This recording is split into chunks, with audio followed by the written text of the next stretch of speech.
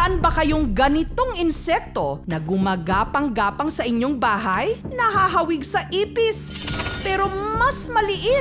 May pakpak at patulis ng ngusong sumisip-sip ng dugo. Kung oo, mabahala kayo. Dahil ito ang pwedeng mangyari sa inyo kapag makagat kayo niyan.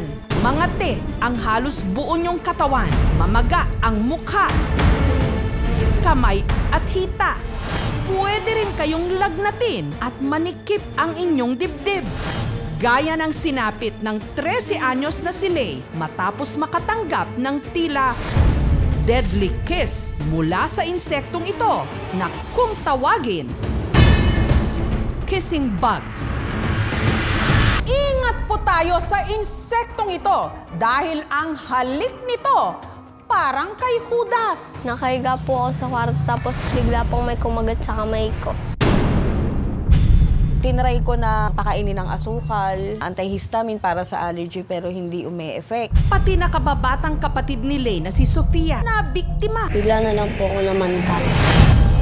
Sa likod po, sa mga paa ko, tsaka sa kamay. Sa mukha, tsaka sa leeg. Ang init po kasi sa pakiramdam, nilagyan niya po ng towel na may tubig na malamig. Sa tindi ng allergic reactions, si Lay sinugod na sa ospital. Sino ba namang may gusto na magtiis ka sa ganyan, mawawalan ka lang anak, di ba? Nung pinalo ko nung tsinelas, daming dugong lumabas. Di ba yung sa mga ipis, mainit lang siya na namamagat. Pero doon sa kissing bag, sobra. Parang pati buong katawan mo makati. May maliit na butas kasi dito eh. Yan. Yan, dyan sila sumisiksik. Dito, sa side na yan. Tinatawag na kissing bug sa dahilan sila nangangagat sa mukha ng tao at kalimitang umaatake sa gabi at habang natutulog ang biktima. Tinatawag natin sila nocturnal. Kalimitan nakikita sa mga halamanan. Pwedeng manirahan doon sa lugar ng mga tao. Mabuti na lang at matapos uminom ng gamot na anti-allergy, makalipas ang 4 na araw, humupa ang kanyang mga pantal-pantal. Natatakot na po ako makagat habang natutulog po. Dahil lang din sa simpleng kagat ng kissing bug sa kanyang braso, ang 23 anyos namang si Jeremy nag-agaw buhay. 50-50 na rin yung isip ko na baka mamatay na ako yung gano'n. Nakikita ko na yung mukha ko na tabingi na po, itim na po yung labi ko, lumobo na rin po yung ilong ko. Parang anytime na may parang puputok na naugat sa ulo ko. Nung una, akala ni Jeremy, inatake lang siya ng high blood. Humingi na lang po ako ng malamig na tubig noon, tapos binuhos niya po yun sa batok ko. Doon naman po ako nag-isay po, ma, hindi ko na kaya.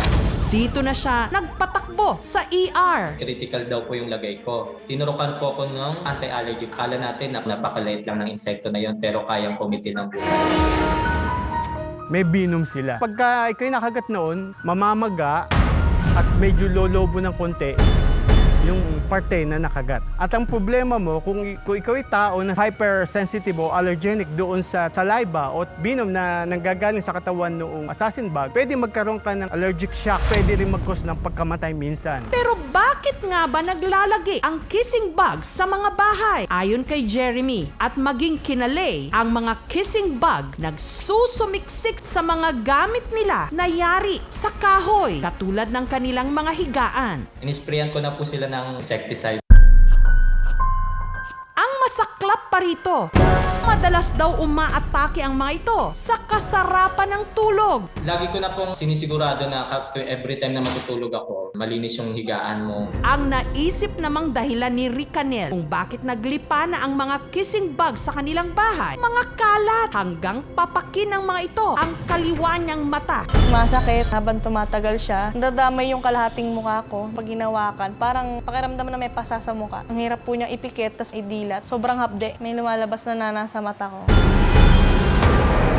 Dito na nga raw niya hinugasan ng maligamgam na tubig ang kanyang kamay at pinahiran din ng ointment ng mata. Pero ang pamamaga, mas lumala pa. Umabot sa puntong si Ricanel, hindi na makahinga. Kaya kinailangan na siyang kabitan ng oxygen. Natutulala na po ako. Yung paghinga ko po hindi normal. Yung sakit ng dibdib. Sabi po sa akin, doktor, kung may sakit po ako sa puso, mas mahirap po. May tendency po na mamamatay po.